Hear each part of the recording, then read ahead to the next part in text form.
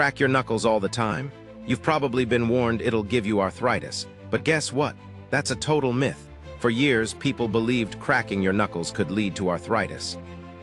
But multiple studies, including one published in the Journal of the American Board of Family Medicine, found no link between knuckle cracking and arthritis. That popping sound. It's just gas bubbles bursting in your joints, completely harmless.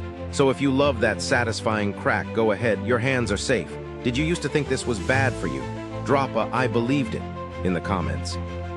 And follow for more myth-busting facts.